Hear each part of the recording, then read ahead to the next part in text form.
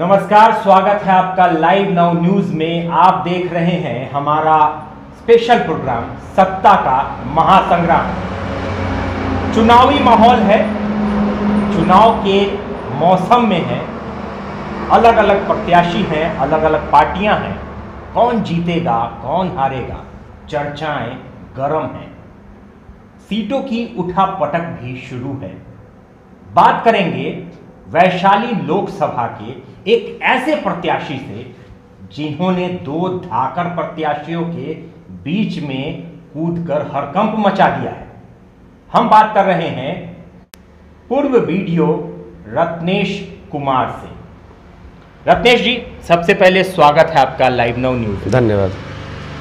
एक बहुत उत्साह करने वाला सवाल है, अटपटा भी लगता है कि इतने बड़े बड़े धाकड़ उम्मीदवारों के बीच में कहां से आप आ गए? देखिए, बेसिकली मैं इंतज़ार कर रहा था। मेरी राजनीतिक में आने का डिसीजन हो चुका था, तो मैं इंतज़ार कर रहा था कि यहाँ से कौन प्रत्याशी होंगे। और जो ही प्रत्याशी के नाम पे मुहर लगा, मैंने अपना रेजिग्नेशन दे दिया। कारण जो मैंने देखा है, दोनों प्रत्याशी में से एक तो यहाँ पर रह चुके हैं और उनके क्षेत्र में वीडियो रहा हूँ, वो यहाँ के सांसद रहे। यहाँ पर जो हो रहा था वो सही नहीं है। जनता यहाँ से खुश नहीं है, जनता प्रताड़ित हो रही है, शोषित हो रही है। वो सामाजिक न्याय के मसीहा तो कहते हैं अपने आप को, लेकिन ऐसा है नहीं। जो भी है ऑन पेपर है, धरातल पर कुछ नहीं है। सामाजिक न्याय का गला घोटता है, दम तोड़ देता है, वो एक आवाज़ नहीं उठाते हैं और सिर्फ संरक्षण देते हैं। किनका? क्रिमिनल का, माफिया का। किसी आम आवाम के लिए अगर कोई निर्दोष बर्बाद हो रहा है, उसके लिए आवाज़ नहीं उठाते हैं, लेकिन क्रिमिनल नेता को जेल से निकालने के लिए प्रधानमंत्री, मुख्यमंत्री जहां होगा वहां वो पैरवी करते हैं। तो मैं तो जान रहा हूं कि वो संरक्षक है, वहाँ जनता भी जान रही है। और आप जो कह रहे हैं, वो शब्द जो प्रयोग कर रहे हैं, जनता के बीच में नहीं है। अगर कोई धाकड़ उसे कहे जिससे जनता प्यार करती है, जो काम करता है और काम दिखता है। अब हमारे, आप जहाँ कर्म भूमि है, जहाँ क्षेत्र हमारा है, वहाँ आप घुसेंगे, आपको पता चलेगा मैं पदाधिकारी किस तरह का था। ठीक उस तरह का नेता के क्षेत्र में अब जाके आप इंटरव्यू ले लीजिए 10 आदमी को, 10 का इंटरव्यू लीजिए, समझ लीजिए कौन कितना काम किया। यहाँ पर जगह को नक्सल घोषित कराया गया। आम आवाम को, जो अच्छे लोग हैं, यहाँ से माइग्रेट करके बाहर चले गए। आप आज भी देखो, उस्ती में, चक्की, सुहागपुर, बहुत सारे एरिया है जो वहाँ बच्चे रहते नहीं, परिवार लेकर सब मुजफ्फरपुर से चला गया है। लोगों के घर में ताला बंद है। मेरा एक सवाल है आपसे कि क्या कारण है कि लोग घर से बाहर चले गए, शिफ्ट हो गए? शाम को लोग जाना नहीं चाहते हैं, डर लगता है।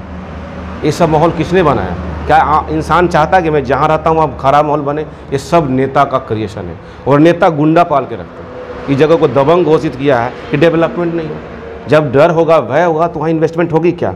डेवलपमेंट हो सकता है क्या? डेवलपमेंट के लिए पहला पैरामीटर होता है लोगों का दिल और दिमाग खुश रहना चाहिए, किसी चीज़ का डर नहीं होना चाहिए।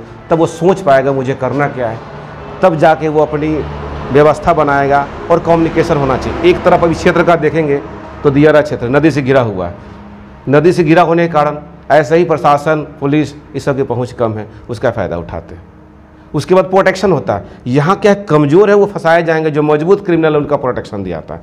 आप विशेष उस राजनेताओं की हिस्ट्री में जाएंगे तो अनेकों एग्जाम्पल गांव के लोग देंगे, वो किनका संरक्षण देते हैं। हमारे जैसे जब पदाधिकारी को हत्या कराने के यहाँ के नेता सोच सकता है, तो समझिए क्या होता होगा यहाँ पर। इसका आप समझ सकते हैं कि आम आवाम के साथ क्या होता होगा। बहुत सारी घटनाएँ यहाँ होती रहती है। अब हाल की बात है, एक बच्चे को मारकर पेड़ पर टांगा गया। आप ये सोचिए कितना बड़ा क्रूरता है। मानवता का इतनी, इससे ज़्यादा घिनौना खेल कहीं नहीं सोच सकते हैं। एक 12 साल के बच्चा को मारकर पेड़ पर टांगा जाएगा। कहाँ गए? और सामाजिक न्याय का आवाज़ उठा। जब समाज में सब चीज़ हो रहे, सामाजिक न्याय का वोट मांगते हैं, तो सामाजिक न्याय के लिए आपको लड़ना पड़ेगा। वो कागज़ में माइक से बोलने से, गाँव गवाई के भाषा बोलने से नहीं होगा। आपको वो चीज़ उठाना पड़ेगा। सदन में, सड़क पर वोट लेने के लिए, ठगने के लिए सिर्फ सामाजिक न्याय की बात है। कोई मजबूत यहाँ नहीं है। जनता मजबूत है, जनता मालिक है, जनता का आशीर्वाद जिसके साथ हो वो चलेगा। और जनता को कुछ नहीं चाहिए। जनता को सिर्फ और सिर्फ मान, सम्मान, प्रेम, और उसको गलत उसके साथ नहीं होना चाहिए। इससे ज़्यादा कुछ नहीं चाहिए। डेवलपमेंट तो जो गवर्नमेंट का चीज़ है उसको पहुँचा दो, उसको बीच में मत खाओ, हो गया। यही डेवलपमेंट चाहिए उनके लिए। एक्स्ट्रा तो नेता कुछ दे नहीं सकता। रघुवंश प्रसाद सिंह महागठबंधन के उम्मीदवार हैं। उनका कहना है कटाक्ष किया है उन्होंने एनडीए के उम्मीदवार पर कि उनके पास धनबल है, धनबल से जीत हो सकती है, मेरे पास जनबल है। लेकिन वीडियो सब आपके पास कुछ नहीं है, आप तो सामान्य व्यक्ति हैं। जी जी। और मेरे समझ से उतना पैसा भी आपके मेरे पास कुछ नहीं है। जी जी, सही तो बात। आप कैसे, क्या आपकी प्राथमिकता होगी इस चुनाव? देखिए, ये मिथ है कि पैसे से जीता जाता है चुनाव, ये रियलिटी नहीं है, ये आपकी सोच के ऊपर है। ये राजनेता इसलिए ऐसा सोच पर प्रोपेगेंडा फैलाते हैं कि आप कितना भी ईमानदारी से आप जॉब में है ना, आप करोड़पति अमीर हो ही नहीं सकते हैं। एक 10 लाख का महीना कमाने वाला भी आदमी अमीर नहीं हो सकता। आज कोई करोड़पति है तो ये कन्फर्म करता है कहीं ना कहीं गलत किया है। अगर वो बहुत बड़ा बिजनेसमैन, इंडस्ट्रियलिस्ट, टाटा बिरला नहीं हो तो कहीं ना कहीं कुकर्म जरूर किया है। चाहे किडनैपिंग किया हो, मर्डर कराया हो, किसी का लूटा हो, ट्रक लूटा हो, बस लूटा हो, इससे ज़्यादा कुछ हम नहीं जानते। बिहार के ही है, बिहार में तो कोई इंडस्ट्री है नहीं, एग्रोवेस्ट, यहाँ पर बिजनेस है लोगों का। तो ये पैसा की बात जहाँ तक करते हैं, तो आप जिस कैंडिडेट की पैसा की बात करते हैं, मैं तो ज़्यादा दिन रहा नहीं यहाँ पर, 5 साल का अनुभव मेरा है। समाज का हर एक तबका कहता हूँ पैसा तो इन्हीं का है। जो आज जनबल की बात करें, उन्हीं का धन वहाँ चला गया है, बस वो पार्क किया गया है वहाँ पर। अब वो जो यहाँ की जनता है वो अलग काम मानती है। Both are the same candidate in the eyes of people of Vaishali, both are the same. आरोप भी लगे आप पे, शराब माफियाओं के साथ साठ-गांठ का आरोप लगा, आप उसमें फंसे भी, इस पर क्या कहें? देखिए, आरोप तो लगते रहते हैं, उजला कपड़ा पर ही दाग लगता है। जो शराब पीता है उस पर आरोप कभी नहीं लगता है। आप मानते हैं कि शराबबंदी है बिहार में? शराबबंदी की बात करने वाला सीधा वो सरकार का दलाल है, और शराबबंदी वही फेल करता है जो विधानसभा और लोकसभा में जाकर बड़ी टाइट से बोलता है। जब शराबबंदी कानून लगाना है तो कानून पढ़ के लगाते, थोड़ा सा वहाँ तो सीधे साइन कर देते हैं, जहाँ कहता वहाँ ठप्पा मार देते हैं, उसको पढ़ते भी नहीं किसका क्या होगा समाज के ऊपर। हम पे आरोप लगाया गया फंसाने का, मेरे को बदनाम करने का कोई उपाय नहीं मिला। हमें तो ये भी आरोप लगाया कि आप मर्डर कराए मुखिया का, अमर भगत जी का हत्या कराया गया, उसका भी आरोप हमको भी लगा था। केस किस पर हुआ? अब देख लीजिए, आरोप लगाने वाला क्या हश्र हुआ। तत्कालीन एसएसपी कहाँ है? तत्कालीन जो विधायक हमारे पीछे शूटर लगा वो कहाँ है? वो भी जेल काट के आ गए। 1 साल के अंदर ईश्वरीय प्रेरणा के कारण मैं राजनीति में हूँ। हमसे जो भी मुझे बर्बाद करना चाहा खुद बर्बाद हो गया। अब राजनेताओं की बात है, जनता हमारे साथ है, आशीर्वाद गरीबों का हमारे साथ है, देखिएगा क्या होता है इसमें। अब मैं बहुत कॉन्फिडेंट हूँ, कहीं ना कहीं कोई ईश्वरीय शक्ति मुझे गाइड कर रही। तो मेरे जैसा आदमी चुनाव, ये जो बाब व्यवस्था जो बता रहे उसमें तो कहीं से हम फिट ही नहीं कर पा रहे। प्राथमिक मुद्दे किन मुद्दों के लेकर जाएंगे? प्राथमिक मुद्दा है, एक तो मुझे टॉर्चर है जो यहाँ बंद करवाना है, सबसे बड़ी शोषण मुक्त क्षेत्र इसको घोषित करना है। किसी भी तरीके का शोषण नहीं होना चाहिए, आम किसी का भी नहीं, चाहे जाति का नाम पर, चाहे ऑफिस में या समाज में, किसी तरह का नहीं होना चाहिए। दूसरी है कि यहाँ सामाजिक न्याय की जो बात है वो मुझे गांव में दिखना चाहिए। सामाजिक न्याय के नाम पर लोग रोटी सेकता है, वो मुझे गांव में दिखना चाहिए। अगर सामाजिक न्याय है तो निर्दोष लोग प्रताड़ित न हो, जिसका जो चीज़ है वो मिलना चाहिए। अगर कहीं कोई प्रताड़ित हो रहा है तो सामाजिक न्याय के नेता उसे रोके, नहीं रोकता है तो फिर उसके सिस्टम से साथ सपोर्ट करवाए, लेकिन कम से कम बोले तो यहाँ तो चुप हो जाता, गूंगा हो जाता है लोग। सामाजिक न्याय को गाँव में लागू करना, शिक्षा का एक नया सवेरा चालू करना। मैं शिक्षकों से आग्रह करूंगा कि इनके बच्चों को पढ़ाओ। एक बार बच्चे पढ़ लेते हैं तो पढ़ाई, आज मैं एक बगावती सुर इसलिए अपनाया कि मेरे अंदर शिक्षा है। अगर मेरे अंदर शिक्षा नहीं होता तो मैं भी उस नेता का झंडा ढोके जिंदाबाद जिंदाबाद करता। वो जानबूझकर स्कूल में टीचर का पैसा कम कराया गया है, वेतन कम कराया गया, ये बच्चे को सिर्फ वही पढ़ाए जिससे ये मेरा झंडा ढोता रहेगा। मैं शिक्षकों को आपके माध्यम से कहना चाहूँगा, आप सिलेबस पढ़ाओ, अच्छी बात है, सिलेबस के बाद भी थोड़ी क्रांतिकारी देशभक्ति का पाठ पढ़ा देना, देखना बहुत बड़ा चीज़ हो सकता है इस देश में। आपको नहीं लगता आप बहुत बड़े दलदल में आ गए हैं? यहाँ बहुत सफाई की ज़रूरत है।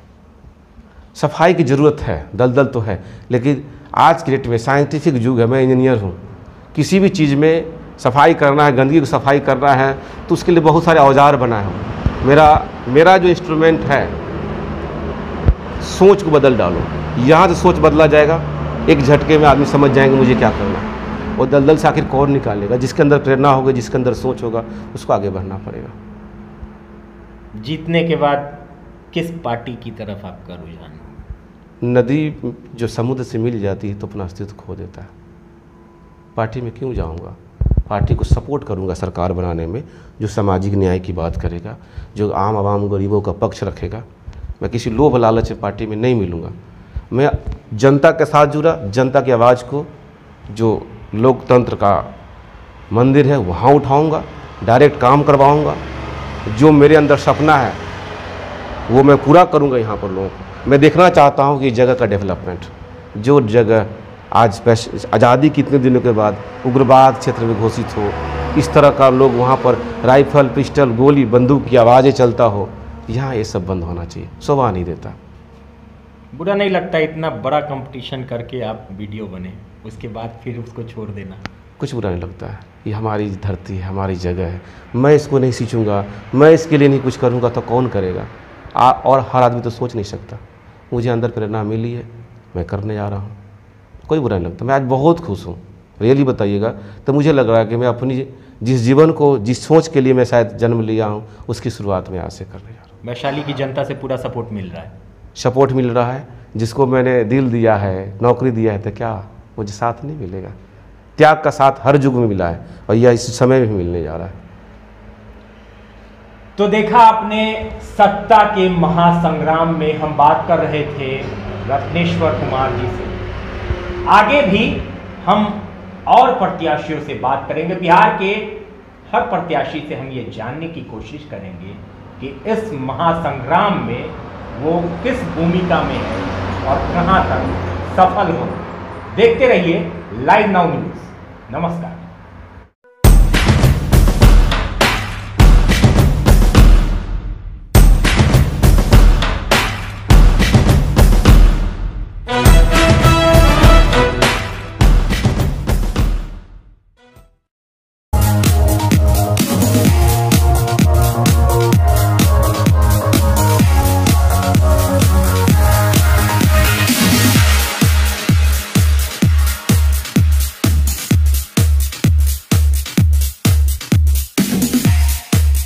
One shop, all solution, mobile habitat, पानी टंकी चौक, मिठनपुरा, मुजफ्फरपुर।